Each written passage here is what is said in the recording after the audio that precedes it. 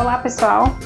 Final de ano, então, né? Natal, as festas se aproximam, então vamos falar hoje de um procedimento que é o queridinho das épocas festivas.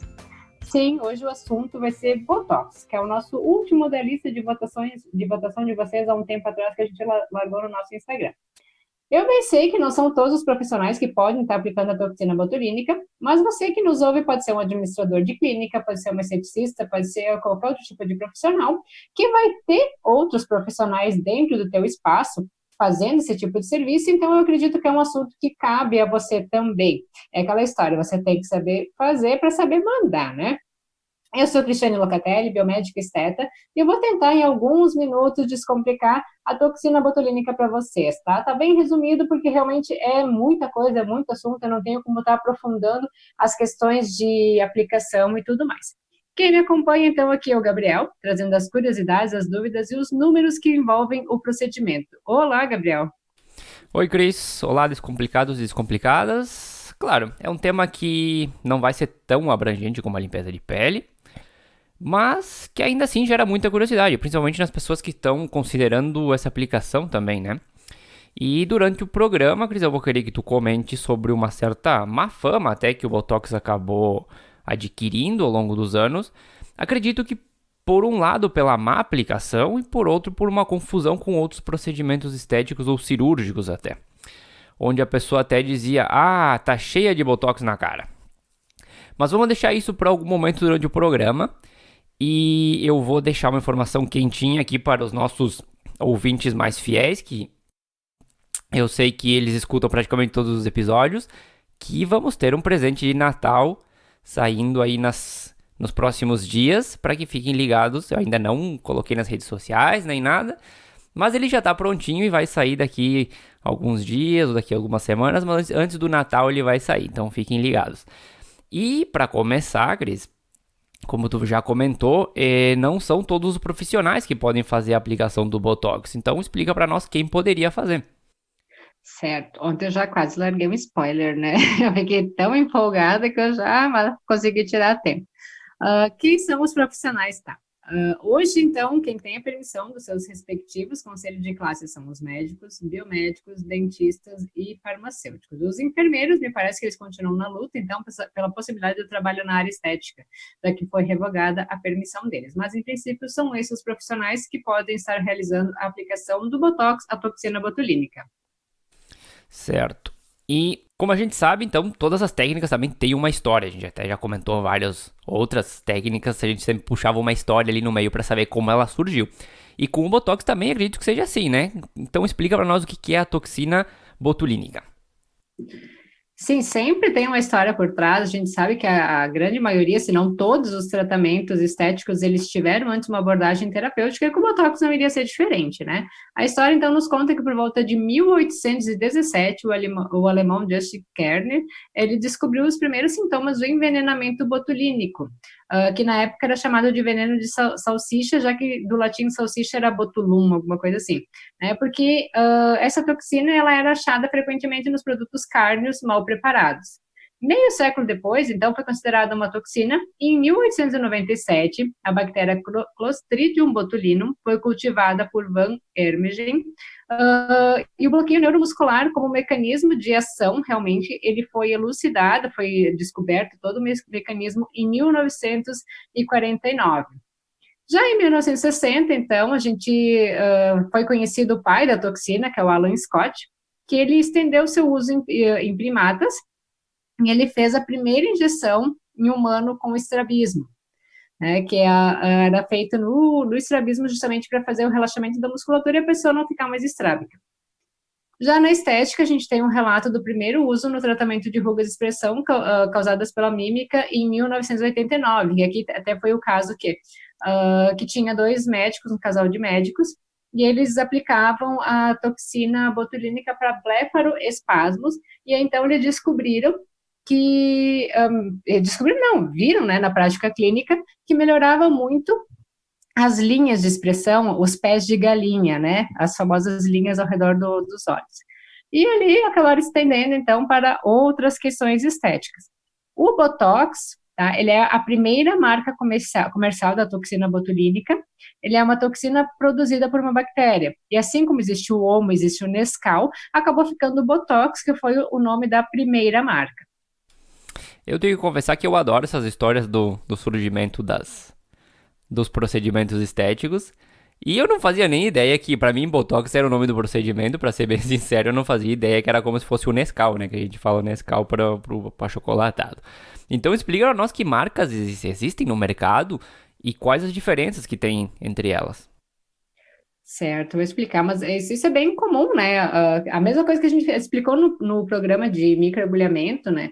As pessoas chamam de Derma Roller, mas Derma Roller foi a primeira marca que surgiu. Então, até a própria Allergan, que é quem produziu o Botox, entrou em contato com alguns profissionais que utilizavam esse nome, pois, por exemplo, farmacêuticos, que a Allergan ela vende só para médicos e dentistas. Até agora estou trazendo uma curiosidade extra, né?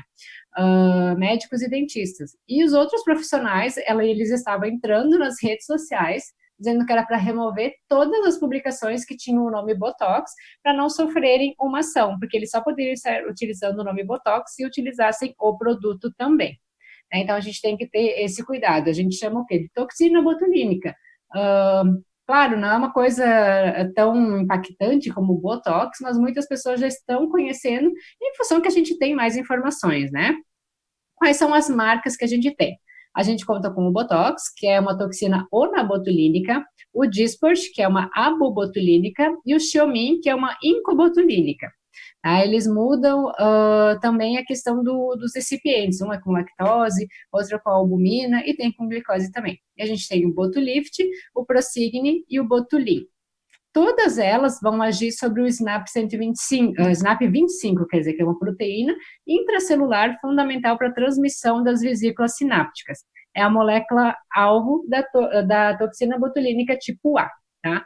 Existe também a toxina botulínica tipo B, só que ela tem somente o uso terapêutico, tá? Houve boatos de que ela estaria sendo testada para casos estéticos, principalmente nos pacientes que já se tornaram resistentes à toxina botulínica tipo A, mas não vi nada ainda de conclusivo, tá? Elas têm um peso molecular diferente. A Xiomin, por exemplo, ela é isenta de proteínas complexantes, inclusive, antes de tu fazer a reconstituição, tu nem precisa guardar ela em geladeira. E é importante ressaltar que a literatura traz que o peso molecular, ou o tamanho do complexo proteico, não estaria afetando a atividade biológica nem as propriedades farmacológicas da toxina.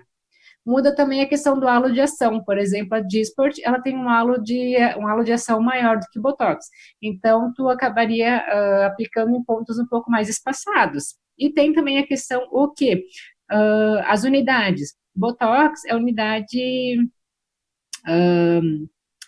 inglesa, se eu não me engano, e a Dysport é francesa, alguma coisa assim, uma é europeia e a outra não.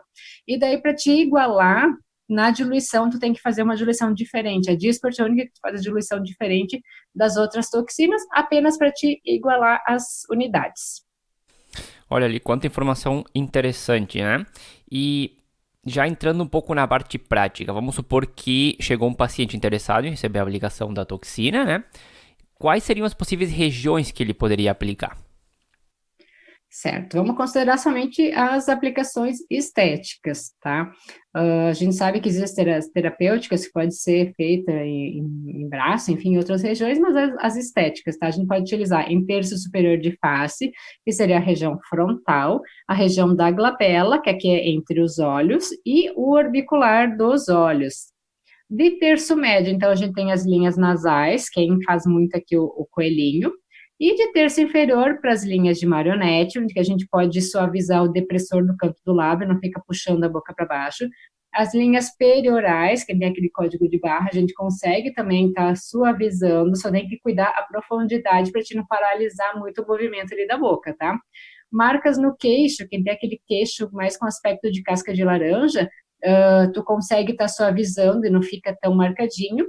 E sem esquecer também da aplicação, da possibilidade de aplicação no pescoço, para aliviar as bandas e deixando aquele pescoço de Nefertiti, que a gente chama que é aquele pescoço liso, esguio, bem bonito.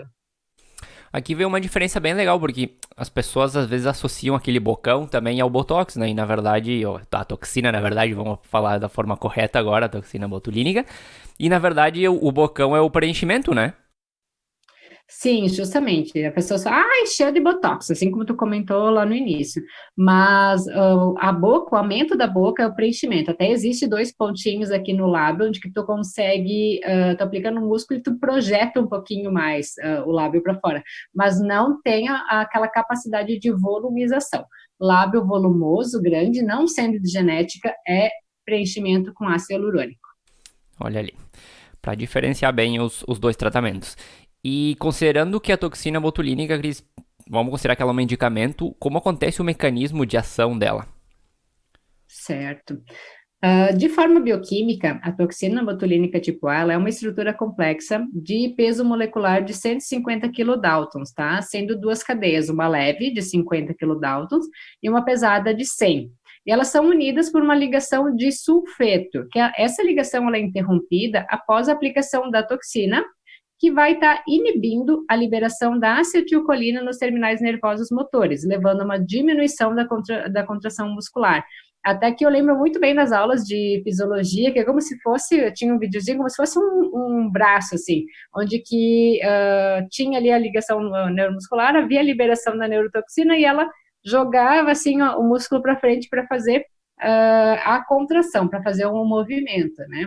Então, a gente sabe que a resposta à injeção da toxina botulínica, ela é estabelecida em 6 horas após a administração, enquanto que os resultados clínicos, eles aparecem normalmente entre 24 e 72 horas. Algumas pessoas já percebem logo, poucas horas depois da aplicação, normalmente em 3 horas, 3 dias já tem uma boa fixação, e tem algumas pessoas que vão ter uma fixação tardia, tá? Eu, por exemplo, estou com um caso de uma paciente que ela é muito hipercinética, ela movimenta muito, e tipo, ela começou a paralisar bem devagar, 14 dias, agora ela estava com 15 dias e eu percebi um pouco mais da paralisação, do relaxamento da musculatura.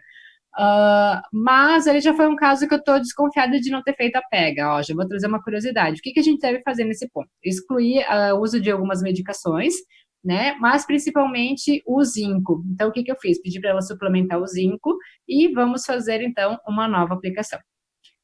Voltando aqui, a paralisia clínica da musculatura, então, vai começar em 24 horas e ela vai estar totalmente instalada em até 14 dias, que é o período que a gente agenda a revisão no nosso paciente para verificar necessidade de retoque.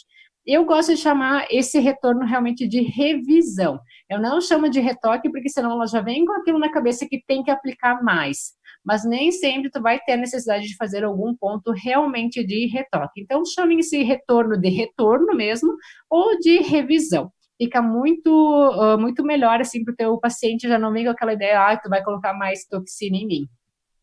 Excelente dica. Porque realmente as pessoas chegam pensando já que, né, vou no retoque, eles vão colocar um pouquinho mais.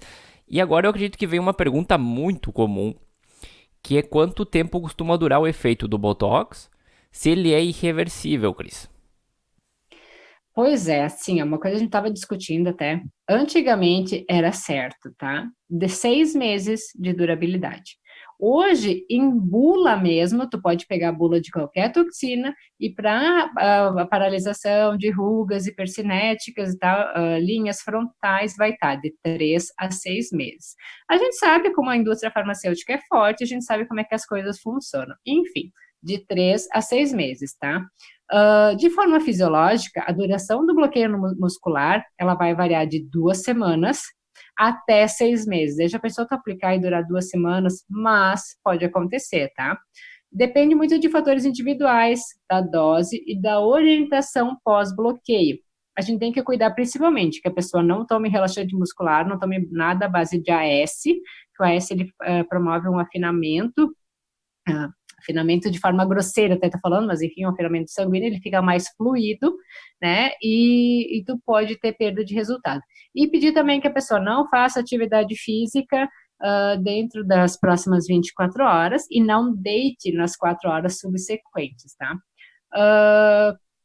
como eu comentei ali, repetindo, tá? De 3 a 6 meses a gente tem em bula quanto à aplicação para as linhas faciais, e existem duas hipóteses para reversão do efeito da toxina, então ela não é totalmente reversível.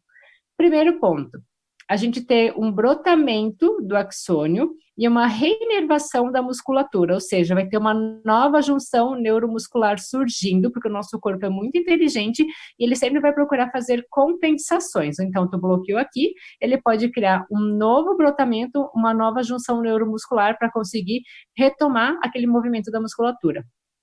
Ou pode acontecer a regeneração da mesma junção neuromuscular que foi alterada pela aplicação da toxina botulínica tipo A. Perfeito. E seguindo nessa linha de Botox, vamos entrar numa parte um pouco mais bem técnica, eu diria, que seriam quais os materiais necessários para a aplicação do Botox.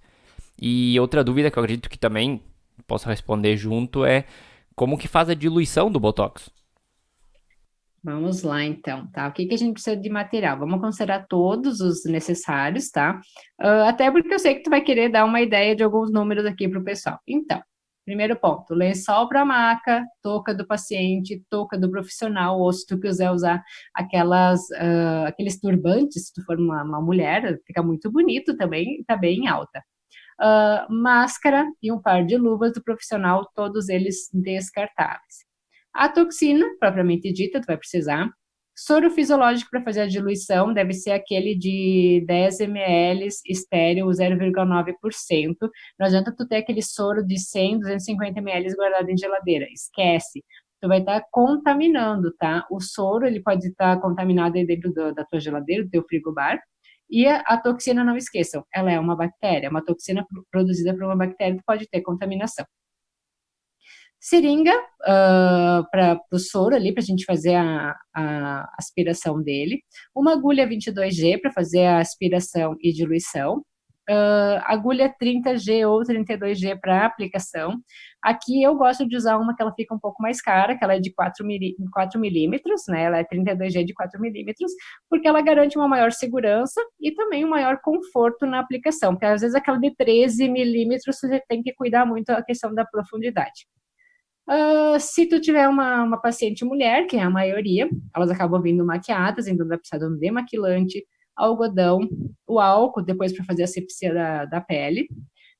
Se tu quiser, existem aquelas esferas de gel, onde tu pode deixar ali no frigobar, que elas também amenizam o desconforto da picada. E, por fim, né, o protetor solar, para estar finalizando a paciente, porque ela não vai só aplicar, às vezes pode pegar algum vasinho, ficar algum hematoma. Nesse caso, tu pode ter ali uma pomadinha, uma iridoide, uma trombofobe também, né? Para ajudar a já amenizar o quadro. Claro que aqui tu pode colocar mais coisas, por exemplo, uma máscara de hidratação, né? Fez a aplicação da toxina, faz uma máscara e deixa a cliente ali uns minutinhos. Tudo vai depender do que tu vai querer agregar de valor ao seu serviço. Quanto à diluição, vamos lá. A gente tem que seguir o que está recomendado na bula. Mas vamos ao caso do Botox de 100 unidades, por exemplo. Você pode diluir ele em 1 ml ou em 2 ml. Então, tu vai ter que considerar o quê? Que naquele volume, tu vai ter as 100 unidades. Quando diluído em 1 ml, cada 0,1, tu vai ter 10 unidades de toxina. Então, tu tem que cuidar ali nos tracinhos da tua agulha, da tua seringa, qual o tipo de seringa que tu vai utilizar para conseguir fazer a contagem das unidades, porque depois a gente não vai aplicar, é que eu vou usar 0,1 ml. A gente vai usar X unidades para aplicação. O que a gente deve observar, então, é que a toxina e o soro estéreo, eles devem estar na mesma temperatura no momento da diluição. Então, ou tu guarda os dois na geladeira, ou tu deixa ali um pouquinho a tua toxina fora para fazer a diluição, tá? Mas eu ainda recomendaria guardar os dois na geladeira, para que fique na mesma temperatura, tá? Também não é indicado retirar o vácuo do frasco, por isso a gente deve ter cuidado segurando o êmbolo da seringa, para que o soro não entre com muita pressão, porque senão aquele vácuo vai sugar tudo, vai entrar com muita pressão e tu vai poder estar quebrando aquelas ligações de sulfetos da toxina que eu falei. Né? Então, procurem direcionar a agulha para a parede do frasco, soltando o êmbolo bem devagar. Depois disso, tu vai movimentar, então, o frasco devagar também, não agitem, para não quebrar essas ligações, para fazer a homogeneização, tu vai aspirar a quantidade necessária e vai fazer a aplicação no teu paciente. Basicamente é isso. Com o preço do material, se tu acabar estragando na hora de extrair com a seringa, daí acho que dá vontade de jogar os frascos na parede, né? Mas pensando, é um tratamento que é bem variável, né? Depende da pessoa que tu tem na frente, depende da musculatura dela, pelo tudo que tu tá comentando, né? Então eu queria ver se tu tem alguma dica de aplicação nesse sentido, Cris. Tem. Até eu estava falando, tem uma professora minha que ela diz assim: tu bebe, mas tu não joga fora. Qualquer gotinha da toxina é extremamente valiosa, né? Então, vamos lá, quanto às dicas, tá? As quantidades vão ser bem particulares, porque vai depender muito do quê? Da força muscular de cada paciente, principalmente. Alguns são aqueles que fazem muita movimentação, tem muita força da musculatura, que são os hipercinéticos. A pessoa não, tu tá falando com ela, ela não para de movimentar aquela sobrancelha, por exemplo. Outros já são normocinéticos, onde eles vão ter uma movimentação normal, e a gente tem também os hipocinéticos, que fazem pouca expressão facial, ou, por exemplo, aqui, que é região de italiano, muitos falam com as mãos, então acabam não movimentando tanto o rosto, mas as mãos, em compensação, não param. Mas vamos tentar mais ou menos um exemplo, tá? A maioria das pessoas tem o músculo da glabela forte, aquele que a gente faz a cara de brava, tá? Então, em média, o quê? A gente tem o prócero, pensem ali na face de vocês, tá? O prócero, que é um músculo que desce do meio da testa, um pouco acima do nariz. E a gente tem os corrugadores, que eles vêm de cima da sobrancelha, se aproximando ali na região central entre os nossos olhos, né? E eles vão fazer como se fosse um movimento de pinça, eles vão se juntar, tá? Então, em média, o quê? No prócero, a gente aplica umas 4 unidades, que pode ser 2 pontos de 2 unidades, e nos corrugadores, o quê? De 3 a 5 unidades. Então, a gente tem que ver o quê? Qual a requisição que a gente está fazendo ali daquele músculo, qual a força dele, para ver mais ou menos quando que a gente vai aplicar, tá? Agora, deixa eu mudar um pouquinho aqui a situação, né? A gente deu mais ou menos o panorama da aplicação da toxina botulínica. A gente consegue, então, dar alguma ideia de custos, de preço, para descomplicar ainda mais a vida dos profissionais que estão nos ouvindo, Gabriel? Vamos tentar. Eu acho que esse foi o mais difícil de todos para estabelecer pelo menos um número de forma assim tão geral, porque tu acaba dependendo da região que for tratada, da questão do músculo, não sei se o termo correto é ter o músculo forte e acaba precisando aplicar um pouco mais, mas eu botaria que em média estaria em torno de 400 a 450 até R$ 500 o custo, né, dependendo da tua estrutura e do teu fornecedor de toxina e tudo mais, né. Até, como tu já comentou antes, e sempre pegando alguns dados teus como exemplo, a gente tem dentro desse processo lençol de papel, luvas, touca, soro, seringa de 1 ml, agulha 22G, agulha especial, algodão, álcool, a própria toxina, o protetor solar. Então são várias coisas que a gente precisa para poder fazer a aplicação dessa técnica. E algo que até eu não comentei em outros episódios, eu acabei focando só nos insumos, eu acho que acabei dando por entendido isso, mas para todos os serviços a gente tem que considerar também o nosso valor hora. Se a gente tira pro labor e calcular esse valor de acordo ao tempo de cada procedimento dentro dos custos, se for algum colaborador com carteira assinada também, saber o valor hora que ele custa por cada atendimento, mas está mais ou menos dentro desse, acredito, dentro desse valor, cobriria bem a maioria dos profissionais. E também tem um detalhe aqui que até pode me ajudar, Cris, mas dependendo da região, com um frasco tu atende 2 pessoas, né? Então eu também considerei isso nos 400, 500 que eu falei anteriormente. Então, dependendo do caso, esse custo pode acabar subindo um pouco também. E sobre preços, que eu sempre gosto de falar um pouco de preços também, eu tenho visto gente jogando a casa pela janela agora no final do ano e cobrando 700, 750 reais. E eu acho um absurdo. Porque o Botox ele é um procedimento mais caro, não só porque os insumos são mais caros, mas porque a mão de quem aplica também é extremamente importante dentro do processo. Então, eu não estou muito para polêmica esta semana, mas vamos falar sério aqui, menos de R$ 1.000 eu acho uma desvalorização do profissional. Sim, se a gente for considerar, tá, realmente a recomendação de diluição e tudo mais de aplicação, tá? A gente utiliza, se for fazer todo o terço superior de face, a gente acaba utilizando 50 unidades para cada paciente. Então, sim, um frasco tu acaba fazendo 2 pessoas, tá? Esse frasco, ele vai te custar em torno, sei lá, vamos jogar, arredondar ali, R$ 790, tá? Então, tu tem ali o custo da toxina, tu tem a mão de obra, os custos fixos, os outros materiais, assim como o Gabriel falou. Então, realmente, assim, ó, tu jogar R$ 750, tu vai estar ganhando o mínimo dos mínimos ali, sabe? Se não dizer, até tu vai estar quase empatando, né? Eu acho que ninguém está aqui trabalhando para somente empatar ou para perder. Então, o que acontece? Às vezes, muitos profissionais acabam fazendo uma hiperdiluição. Então, rende mais o produto, só que daí tu não vai ter a mesma qualidade, a mesma durabilidade. Então, tu já tem um produto que ele é mais caro, ele não tem aquela durabilidade, tu reduzir isso, tu acaba também muitas vezes só se queimando. Dizer, eu não vou mais lá, porque eu apliquei uma vez, eu não gostei, porque não durou nada. Então, pensem nisso e revejam os seus custos.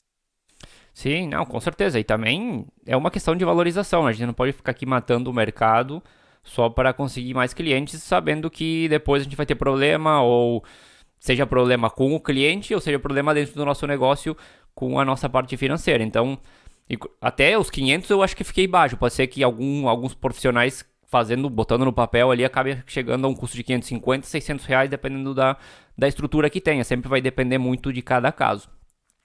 Mas seguindo um pouquinho aqui, Cris, na questão do Botox, a gente também não pode esquecer que os procedimentos, normalmente eles apresentam algumas contraindicações, né? E as do Botox, qual seriam? Do Botox? Não, da toxina botulínica, na verdade, né?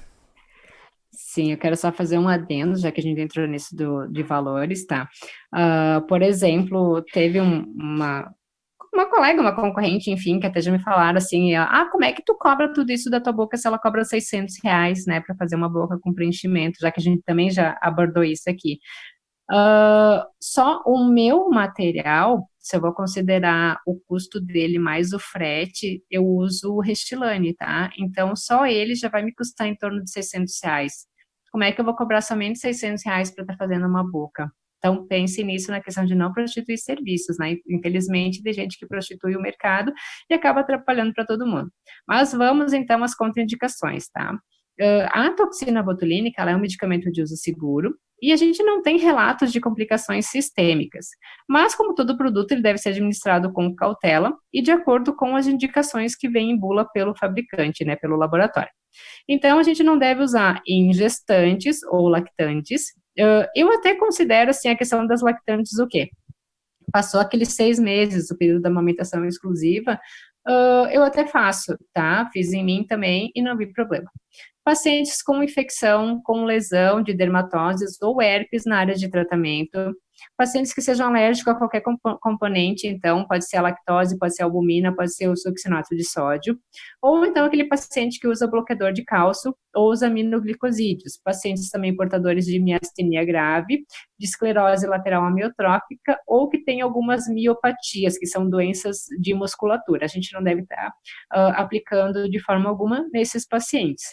E a gente deve utilizar com precaução em pacientes cujo trabalho depende da expressão e de movimentos faciais intactos, por exemplo, atores e cantores. E até a gente já comentou num outro episódio a questão da Juliana Paes, que ela disse que ela fez e não gostou, porque ela é uma atriz e ela precisa trabalhar muito a musculatura dela. Ela precisa ter as expressões, ela não pode estar ali num personagem e não conseguir demonstrar a sua cara de brava, a sua cara de triste, enfim, apesar que hoje a gente tem aplicações muito mais naturais. Aquele botox com aparência congelada, que nem era uma vez, ninguém faz, ou melhor, até fazem, tá? Mas não deve mais ser aplicado. A gente deve também evitar pacientes psicologicamente instáveis ou com motivos questionáveis e principalmente aqueles que vêm com expectativas irreais, tá? Aquela pessoa que já tá toda enrugadinha que acha que o Botox vai alisar, porque muitas pessoas pensam, fiz Botox e fiquei com a testa lisa.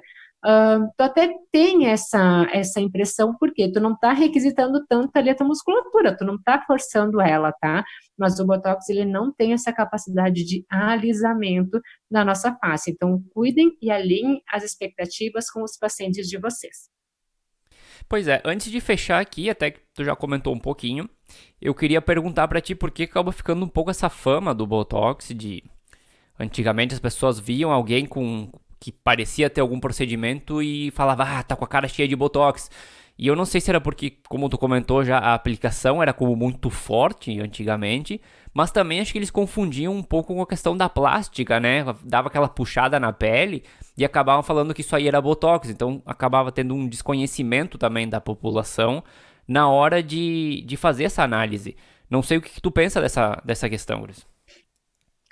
Eu acho que até uma vez ia muito pelo exagero, né? Antigamente só podiam fazer procedimentos ou cirurgias quem tivesse muito dinheiro que fosse rico. Hoje os procedimentos ou também as cirurgias elas já estão mais acessíveis a todas as pessoas, né? E também porque havia essa aplicação exagerada, sabe? A pessoa ficava praticamente sem mímica nenhuma, ela estava triste, feliz, brava, ela tinha sempre a mesma expressão facial, né? Ou pelo próprio desconhecimento. Fez um preenchimento, porque hoje é muito comum as pessoas dizerem, não, ela fez Botox. Gente, o Botox não é o vilão de tudo, ele não é o responsável de tudo, né? Então, a gente tem que ponderar. Na verdade, acabam sendo o quê? Informações mal disseminadas, né? Onde que não há as explicações, e as pessoas acabam levando aquilo lá por sendo correto. Então, hoje, eu procuro trabalhar muito a questão da educação estética, onde que a gente traz as curiosidades, isso a gente acaba fazendo aqui dentro do nosso podcast também, onde que a gente traz as curiosidades e as realidades que envolvem cada um dos procedimentos estéticos.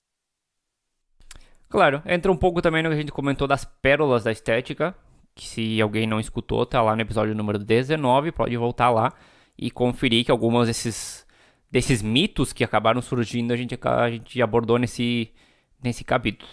Mas hoje acho que a gente vai ficando por aqui. Lembrando que a música de abertura do nosso programa é Feeling Good da purpleplanet.com. E na próxima semana vamos estar de volta com mais um assunto interessante para vocês. Até a próxima, Cris. Até a próxima.